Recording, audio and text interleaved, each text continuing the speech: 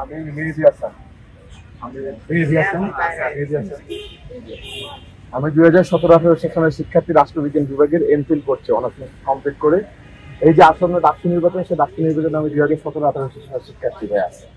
আমার পদের নাম হচ্ছে আন্তর্জাতিক সম্পাদক। দেখুন, ঢাকা বিশ্ববিদ্যালয়কে আমরা একটি গবেষণাধর্মী বিশ্ববিদ্যালয়ে রূপান্তর করতে চাই। বিদেশে পড়াশোনা করব, এখন দেশে পড়াশোনা করব, কিন্তু তার আগ পর্যন্ত আমার তো রূপান্তর হইতে হবে, তার আগ পর্যন্ত আমার জীবন থেমে থাকবে না। অবশ্যই আমাদেরকে বিদেশে উচ্চশিক্ষার জন্য যেতে হবে। দেখা যায় অনেক ধরনের সমস্যা, ক্রেডিট ট্রান্সফারের সমস্যা, মডিউল মিলে না।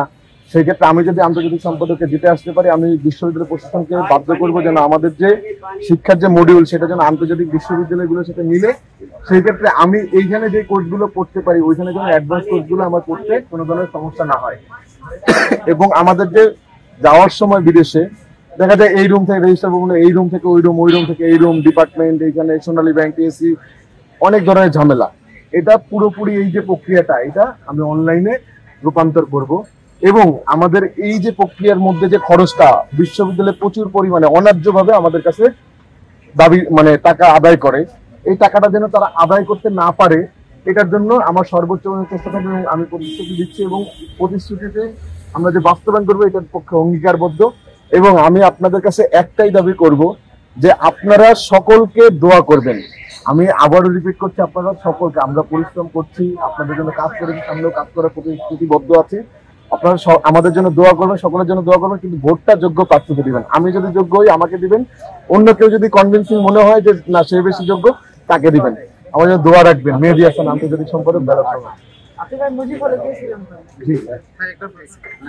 এনশিওর কিভাবে আমরা এনশিওর আপনি এই কাজটা করবেন, এটা আপনাদের সিনিয়রিটি কিভাবে মানে আচ্ছা দেখেন, আমরা যদি বলি বাংলাদেশের যে দীর্ঘ 17 বছর ভোটাধিকার নেই।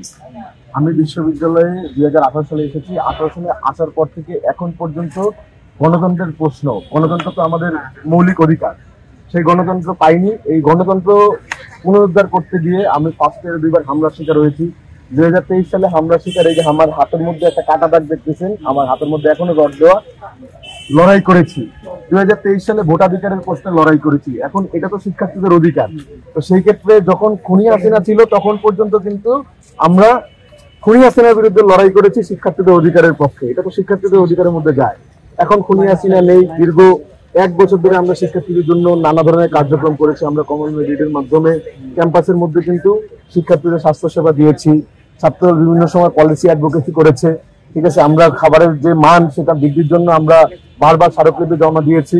এবং শিক্ষার্থী বিশ্ববিদ্যালয় প্রশাসনকে বারবার কিন্তু আমরা কি করেছি, দাবি জানিয়েছি। এবং সামনেও আমাদের যে দাবি এটা অব্যাহত থাকবে। এতদিন হয়তো বা আমরা কি মানে আমরা যদি নির্বাচিত হই, বিশ্ববিদ্যালয় প্রশাসন তো আমাদের কাছে দায়বদ্ধ। আমরা শিক্ষার্থীদের নিয়েই আমরা এই দাবি মানিয়ে ছাড়বো ইনশাআল্লাহ। এটা শুধু প্রতিশ্রুতি নয়, আমাদের পরিবর্তন করব। এবং এইটার জন্য আমরা প্রতিশ্রুতি, মানে আমরা যে স্বাধীন, আমরা স্বাধীনতা কথা বলতে পারি, আমরা একটা মানে চাওয়া পাওয়ার একটা জায়গা আছে। এই জিনিসগুলো আমরা বুঝতে পারি যে আসলে আমাদের চাওয়া পাওয়ার জায়গাটা কি, বা আমরা একজনের কাছে যে আমাদের একটা অ্যাকাউন্টেবিলিটির যে একটা যেন বাংলাদেশে আর ফ্যাসিবাদ না হতে পারে, এই জন্য আমাদের লড়াই ছিল। আমার লড়াই 8 বছরের, আমার দলের লড়াই 17 বছরের। এবং সামনে যেন কেউ ফ্যাসিবাদ না হতে পারে, বারবার আমাদের ছাত্র সংসদ নির্বাচন প্রয়োজন। আমরা আসবো, আপনাদের কাছে ভোট ভিক্ষা করব, আমরা আমাদের কাজ দেখাবো। যদি কাজে আপনারা সন্তুষ্ট হন আমাদেরকে ভোট দিবেন, যদি কাজে সন্তুষ্ট না হন অবশ্যই এবং অবশ্যই আমাদেরকে ভোট দিবেন না। ভাইয়া আমার জন্য দোয়া করবেন। ভাইয়া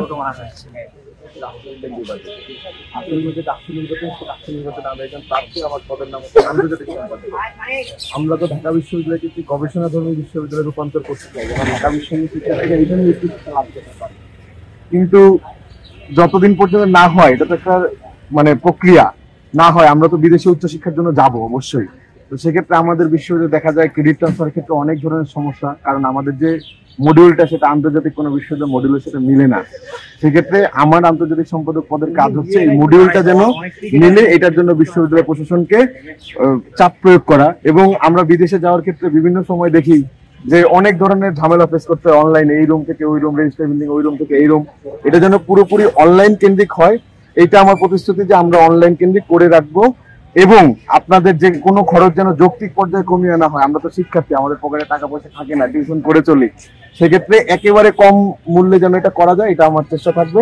আমার জন্য দোয়া করবেন। আন্তর্জাতিক সম্পাদক মেহেদী হাসান, ব্যালট নং 8। এই যে মেহেদী হাসান আন্তর্জাতিক সম্পাদক। জানি না কনভিন্সিং হয়েছে কিনা, কিন্তু দোয়া করবেন, এটাই চাই। ভোটটা আপনারা যোগ্য প্রার্থীকে দিন, কিন্তু দোয়া সকলকে করুন, প্রার্থনা সবার জন্য করুন যেন আমরা। ধন্যবাদ।